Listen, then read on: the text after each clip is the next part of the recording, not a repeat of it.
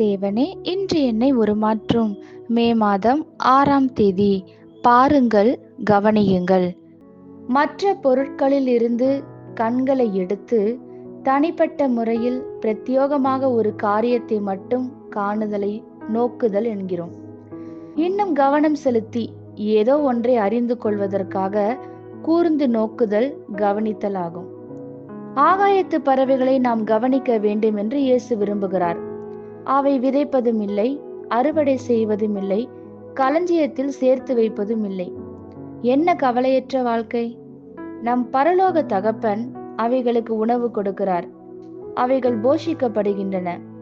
தம்முடைய குமாரனை அவர் அவைகளுக்காக அனுப்பாமல் அவர் உங்களுக்காக அனுப்பியிருக்கிறார். இயேசுவை உங்களுக்காக மரிக்க செய்தார். அவர் உங்களுக்காக எத்தனை கரிசனை உள்ளவராய் இருக்கிறார்! அதே வண்ணமாக காட்டு புஷ்பங்களை கவனித்து பாருங்கள். அவைகள் உழைப்பதும் இல்லை, ஆடைகளை நூற்பதும் இல்லை. ஆனாலும் அவைகள் வளர்க்கப்படுகின்றன. உங்கள் பரலோக தகப்பனால் அழகான வண்ணங்களால் உடுத்தப்படுகின்றன.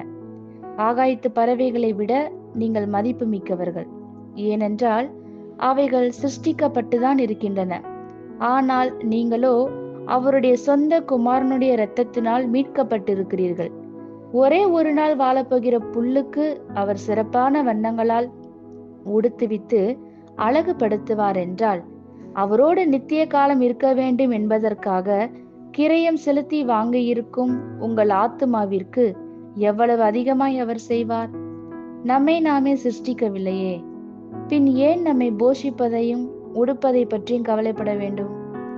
தேவன் நம்மை படைத்ததினால் நம்மை போஷிப்பதும் உடுத்துவதும் நம் தேவைகளை சந்திப்பதும் அவருடைய பொறுப்பு. பிசாசு உங்களை கவலைக்குள் மூழ்கடிக்க எத்தனிக்கும் போது உங்கள் வாழ்க்கையின் சம்பந்தப்பட்ட அனைத்து காரியங்களுக்கும் தேவன்தான் பொறுப்பு என்பதை நினைவு கூர்ந்து பிசாசிற்கு முன் அதனை பறைசாற்றுங்கள். ஆமேன். இந்த வார்த்தைகளினால் நீங்கள் ஆசீர்வதிக்கப்பட்டீர்கள் என்று நாங்கள் நம்புகிறோம்.